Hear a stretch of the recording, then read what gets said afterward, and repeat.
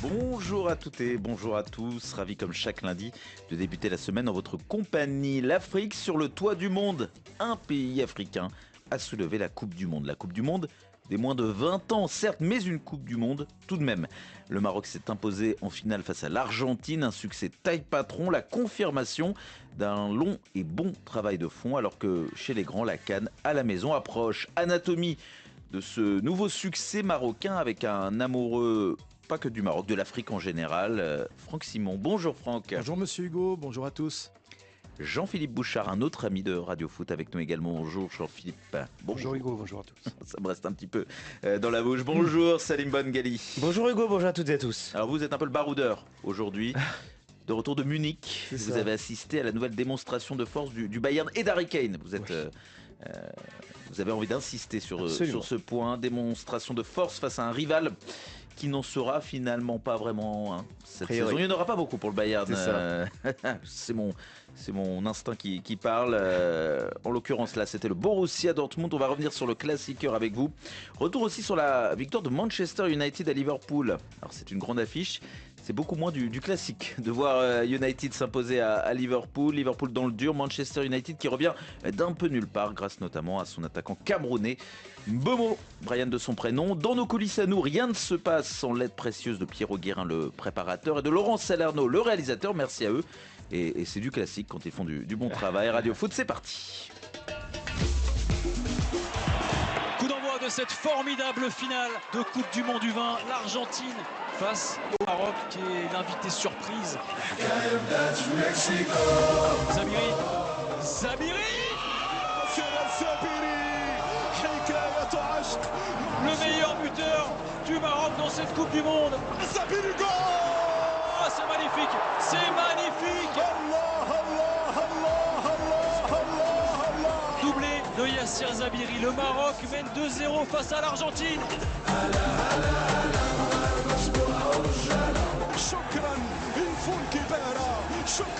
Champion du monde du vin, victoire en finale, une leçon donnée à l'Argentine. Bravo à cette formidable sélection marocaine. Quelle entrée en matière, merci à notre maestro Laurent Salerno qui a même réussi à faire danser Franck Simon en studio. La victoire sur le terrain au Chili et la joie dans les rues au pays, même si...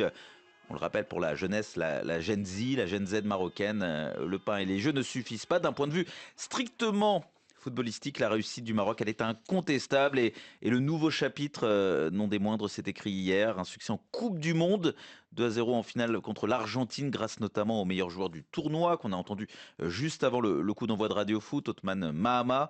On l'a entendu sur RFI. Coupe du Monde de l'avenir des jeunes des moins de 20 ans, une promesse pour un pays qui brille déjà chez les A, les A', les femmes, en club, qui va bientôt accueillir le mondial tout court, celui des grands, et qui a beaucoup misé sur la formation et la détection, et qui va aussi accueillir évidemment la CAN dans quelques semaines. Ce n'est pas notre invité qui va nous contredire concernant ce travail de fond, il en a été l'un des architectes. Bonjour Nasser Largué. Bonjour à tous et aux auditeurs. Merci d'être en direct avec nous. Nasser Largué, entraîneur marocain, ancien coach de l'Olympique de Marseille il y a quelques saisons, mais surtout formateur de renom. Vous avez notamment dirigé de 2008 à 2014 la grande pépinière du football marocain, l'Académie Mohamed VI. Vous êtes actuellement en Arabie Saoudite. Vous occupez les fonctions de directeur technique national sur place, DTN. Votre joie, tout d'abord, en tant que Marocain, tout supporter des Lions, ou plutôt des Lionceaux de l'Atlas en l'occurrence, après cette victoire en Coupe du Monde. Comme tout amoureux du football et surtout de son pays, de ses joueurs, j'étais extrêmement fier et heureux de voir cet aboutissement. Ça a commencé déjà pendant les phases je dirais, de réussite dans un groupe assez relevé. C'était vraiment une grande joie parce que c'était un aboutissement, c'était surtout pas du hasard parce que c'était quelque chose de bien construit et donc ça m'a rempli de bonheur et puis de fierté.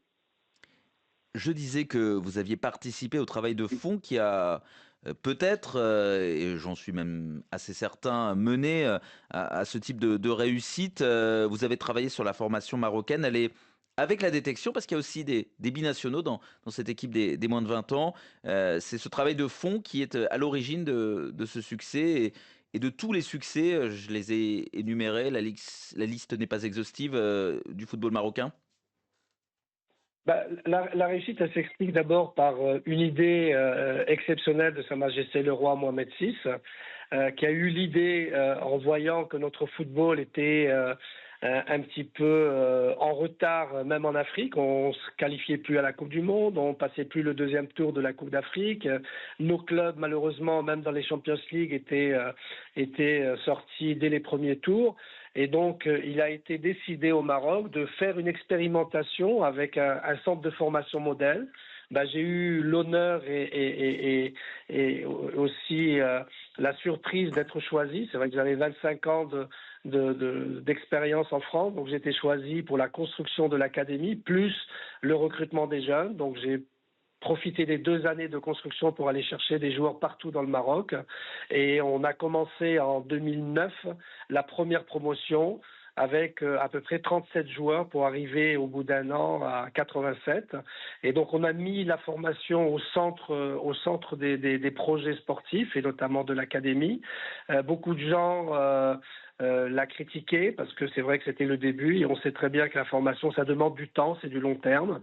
Et après 7 années je dirais, de responsabilité à l'académie, je suis passé de l'autre côté en 2014 à la DTN et c'est là où l'enjeu des binationaux, on l'a mis sur la table avec le président Fouzi Larja qui m'a choisi pour être DTN et je lui avais proposé que les binationaux qui allaient rejoindre nos équipes nationales de jeunes, il fallait qu'ils soient meilleurs que nos Marocains qui étaient formés à l'intérieur du Maroc pour avoir un plus. Et on a commencé déjà à détecter les premiers que j'ai pu contacter et aller voir grâce à des recruteurs qu'on avait en France. C'était Ashraf Hakimi, ça a été l'un des premiers, avec Mazraoui, avec Amrabat. Donc on est allé les voir très jeunes, parce que quand ils arrivaient à 18-19 ans, parfois le choix, si le Maroc n'a fait pas montrer un intérêt, ils choisissaient soit la France, soit la Belgique, soit la Hollande, je dirais les pays où il y a le plus de diaspora marocaine. Et donc on avait décidé d'inviter les top marocains dès l'âge de 15 ans, parce qu'on avait créé une équipe des 15 ans que je drivais en tant que coach. Et donc on a commencé comme ça. Donc ça veut dire qu'aujourd'hui, quand vous voyez l'équipe des U20 d'hier, il y a ce mix entre les locaux. Vous aviez Zabiri, vous avez Khalifi, vous avez Sader, vous avez le latéral gauche, qui sont des purs produits locaux, dont certains sont allés en Europe. Et donc ce mix-là, on le voit dans cette équipe-là. On l'a vu aux Jeux Olympiques et on l'a vu aussi à travers la campagne au Qatar de l'équipe A. Oui, effectivement. Je vous disais que la liste n'était pas exhaustive de toutes les réussites du football marocain. On vous a aussi beaucoup entendu, Nasser Largué, au moment de la demi-finale, évidemment historique du Maroc, chez les grands, dans la Coupe du Monde, la vraie, entre guillemets. Franck Simon, je vous passe la parole parce que évidemment vous êtes un observateur de la réussite marocaine. Vous connaissez aussi le travail de Nasser Largué. On s'est couché tard pour vivre ça aussi. D'abord, je voulais saluer et embrasser Nasser, mon cher ami, et puis le féliciter. J'ai pensé à toi, Nasser, cette nuit au moment du sacre, forcément, parce que l'histoire que tu viens de nous conter, j'avais eu le bonheur que tu me la contes à l'époque, quand je m'étais déplacé effectivement à l'académie. Et moi, j'avais juste une question à te poser qui a trait au sélectionneur, au coach Wahbi, qui a drivé cette équipe avec l'encadrement technique. Qu'est-ce que tu peux nous dire de lui? Est-ce que, selon toi, il est fidèle un petit peu à cet héritage que tu lui as laissé dans ce travail là, c'est de la post-formation en plus. Oui, non, c'est quelqu'un d'abord qui a une expérience, une expertise au niveau des jeunes, parce qu'il l'a prouvé, parce que lui, c'est un natif de Belgique, d'origine marocaine. Il a fait sa formation là-bas, il a entraîné. Il n'est pas passé par le monde professionnel au départ parce qu'il était enseignant. Et c'est quelqu'un qui est très réfléchi, qui est à l'écoute. Et donc, il a eu l'intelligence en venant au Maroc d'essayer de sentir l'environnement marocain, parce que parfois, même les Marocains d'Europe n'ont pas la même réaction des fois sur le terrain avec les garçons formés localement. Et donc, il a eu cette intelligence de bien comprendre le système, de s'entourer aussi d'un staff qui est très intéressant. Je me rappelle, il a avec lui Jamal Aït Benedir, que j'ai eu en formation au Havre. Donc, il a un staff qui est très réduit, mais qui est très solidaire et qui pense l'équipe. Et en plus, il y a un autre point qui est important à soulever, qui n'était pas notre fort à l'époque, c'est la stabilité. Fawzi Larja est une personne qui veille au grain, c'est quelqu'un qui sait ce qu'il veut, et donc il a eu la première campagne Wahbi, ça n'a pas été une réussite la première année, il a continué à le conserver, il lui a donné les responsabilités, il lui a donné la possibilité de continuer à travailler, et aujourd'hui on voit que la stabilité et la compétence des gens peuvent nous amener à un titre dont on ne rêvait pas et qu'aujourd'hui il est d'actualité. C'est le premier titre évidemment mondial pour le Maroc, le premier titre en Coupe du Monde des moins de 20 ans. Jean-Philippe Bouchard. Alors, c'est pas le premier titre mondial pour l'Afrique, puisqu'on était habitué à avoir, mais c'est le premier titre pour le Maghreb. Et ce qui est intéressant dans cette réussite, parce que la réussite du Maroc, elle est globale, hein, c'est la CAN des moins de 20 ans, c'est le bronze au JO. Enfin bon, chez les moins de 17 ans ils aussi. sont présents tout le temps en ce Chez moment. les féminines, Voilà. le futsal. C'est une politique globale. Et ce qui est intéressant, c'est que justement, ce que disait Nasser, c'est que c'est à moyen long terme. Et c'est très rare dans le football en général et en Afrique en particulier d'avoir C'est pour ça, je pense qu'il a parlé de vision, tu vois. Du temps pour travailler. Et quand on parle du temps long, le temps long, il est aussi chez Nasser, parce qu'il faut rappeler à nos auditeurs que Nasser Largué, c'est quelqu'un qui a formé en France, notamment en Normandie, à Cannes, et beaucoup de joueurs. Donc c'est une grosse expérience qui s'est implantée au Maroc.